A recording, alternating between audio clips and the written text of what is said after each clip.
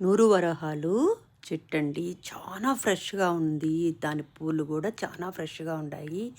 100 వరహాలు అంటారే గానీ 1000 వరహాలున్నాయి ఒక్కొక్క గుత్తిలో నాకనిపిస్తుంది.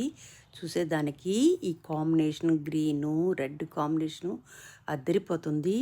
వినాయకుడి గుడి ముందు ఈ చెట్టునేశారు. ఆయన మహిమేమో గుత్తులు గుత్తులుగా పూలు పూస్తుండాయి.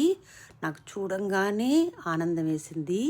అసల ఇంత కలర్ఫుల్‌గా, ఇంత ఫ్రెష్‌గా నేనెప్పుడూ ఈ పూలను చూడలేదు. నేను గూడా 2, 3 సార్లు చూశాను గానీ, ఇంత ఫ్రెష్‌నెస్‌గా నేనెప్పుడు చూడలేదు. చాలా బాగుంది.